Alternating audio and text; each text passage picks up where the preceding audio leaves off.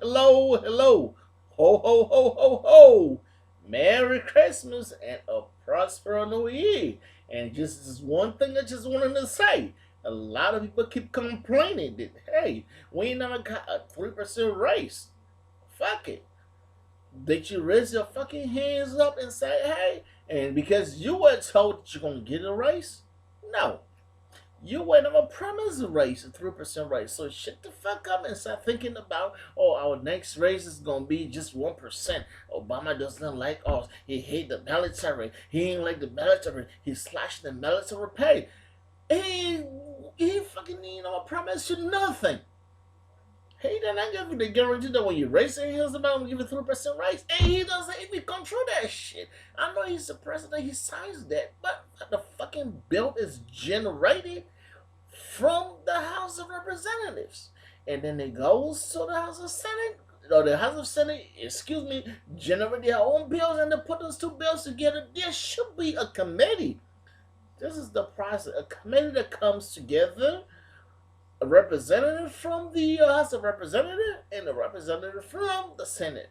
They come and work those little differences between them. And then the House said, I agree with whatever you got, your final draft, and the representatives say, and the Senate say, I agree with whatever you just came up with.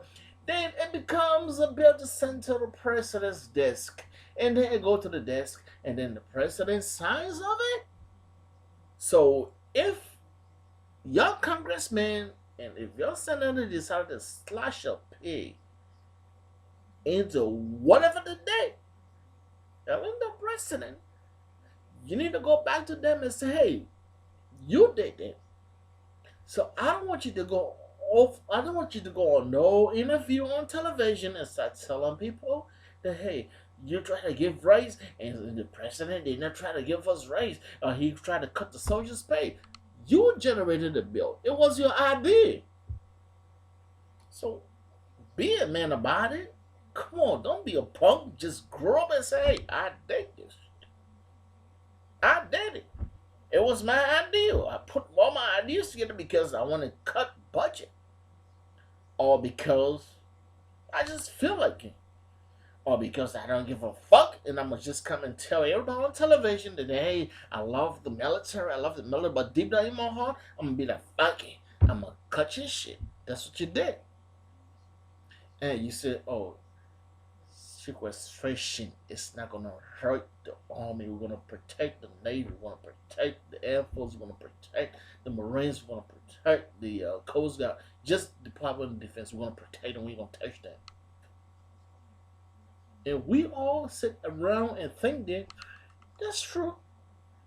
They love us. They ain't gonna do anything bad to us. They ain't gonna cut our entitlements and shit. And you fucking believe that?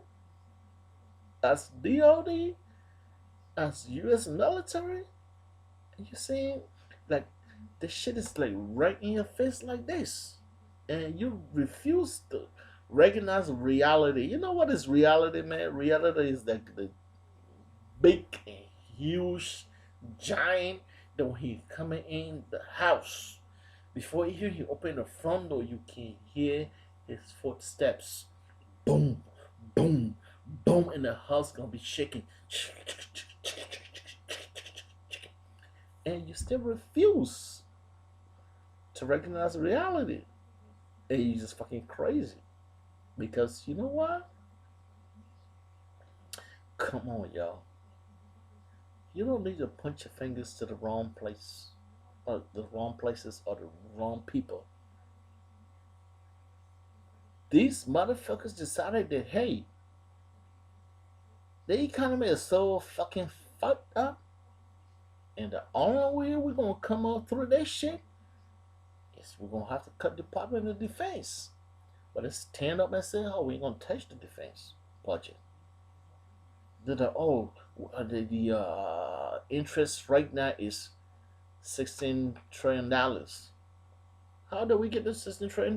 We just the past 4 years we got a $16 trillion. Now, if you believe that, that means that you're listening to Facts News Channel every day, even in your sleep.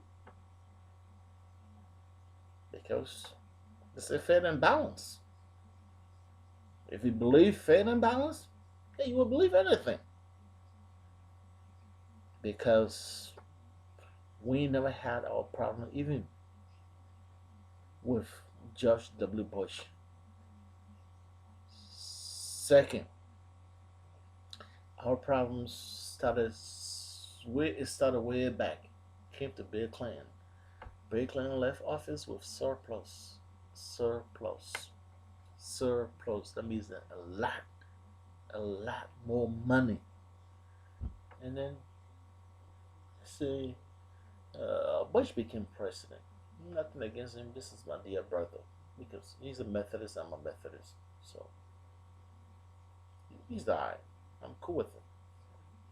But reality is, when you brother somebody, you let them know it fucked up. You say, hey, you just fucked up, man. We started a war, two wars that were never funded. They never had no fucking budget. They never had no plane or planes. How long we gonna be there for? What is our mission? When do we what do we need to do so we've accomplished our mission? And at what point can we evaluate if we are meeting our goals? Don't have no fucking plan. We just wait. Afghanistan, fucking we declare war in Afghanistan. And then the economy just fuck down. And then Obama comes there and he said, oh, we can fix it. He didn't even know, he never had no idea what was the real deal. What was the real problem? He never knew that. But he just sat on the campaign and said, hey, I can do it, I can do it. He came out there. And then when he faced reality, he did. I did not think that this is how big reality is. So he's trying to patch that up to fix that. And yet we hear people on different television channels complaining, hey, the economy been fucked up. Fuck it, come on, let's be real. We were losing jobs in 2008 in the 7,000, even in the 7,000 per day or per week or per month. And 700,000, I don't even know what the fuck we were doing. But we were losing jobs every day. Now, we are not losing jobs. We are gaining jobs. I mean, gaining. It could be one. If you are losing $5 every day and you reach the point where you stop losing and start gaining 50 cents every day and you stay say, that's fucked up. I prefer to go back to when I was losing $5 a day. I don't want to be gaining 50 cents a day because 50 cents ain't mean nothing. You know what you need to do? I want you to just walk in your bathroom and look in the mirror and say the same thing that you're thinking right now, like that. That I was losing $5 a day. And now I'm getting 50 cents a day. But I think the 50 cents is not a lot.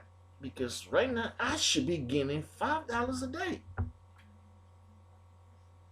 And then look at yourself. And you will realize it if you earnestly believe in reality, earnestly believe in critique in a positive way, you're gonna look dumb ass stupid. Oh, by the way, we're getting jobs every day. The economy is doing good. One thing that nobody ever mentioned is the fucking stock exchange. Look, DJ used to be, was it 6%? What is it today? $16 and some change. Stock market. But we black folks, we never think that that's the way to make money. Mm-mm. ain't got time for that. But you got time to buy all your. I see people like buying sneakers. When you talk about all of the sneakers that come out from that come out rather not come out but that come out, and now we talk about the retros series. Could be retros, whatever it is, and we want to be the freshest thing in line for 10 hours just to get one. And once you buy that, it could be $20 or $100. I don't give a f. Once you buy that and you walk out, and I guarantee you, and you wear that for one time, I just want you to guarantee me and tell me after 2 months how much are you gonna earn on my sneakers? Shit. And if you decide to take it back, you wore that shit, man. Ain't nobody gonna take that. Oh, y'all fucking NBA players and football players, man. You got 20 cars in your house. That's just a black man mentality. We keep complaining that the black race is always overlooked and shit like that because we are stupid. Why the fuck do you need to buy a fucking 5 different cars or 10 cars? Guess what? The dealership is gonna be happy to sell you what the fuck you want. And guess what? Somebody is sitting somewhere called the agent for this insurance agency. And he gonna be like, oh shit, oh shit, oh shit. I'm about to make some money. And they're gonna be like, hey, how much did you spend for this car? You spend about $500,000 or whatever the fuck you spend on. It could be $60. And the insurance company gonna say, guess what? You're gonna need an insurance in this shit. And then you pay about 4 or 5, 6 different insurances on all of those cars, wasting money. But think about if you just bought a stock, if you just win and purchase Twitter for an example, it opened up. Everybody thought it was gonna open up in the 20s, but it opened up in the 40s, mid 40s. What is it today? It's 60, 65. It's in the 60s. So if you wanna just spend what you spent like 2 months ago, which is if you just invested $100,000, and then you got $100,000, and you got every shit that you spent, and you got at least $10 or $15 increase in that 2 months down. Think about how much you would have been having. Now, if you have millions of dollars and you just invested $1 million today and you sold it stock 2 months, you would have been walking away with 1.5 million or something like that, or 2 or 3.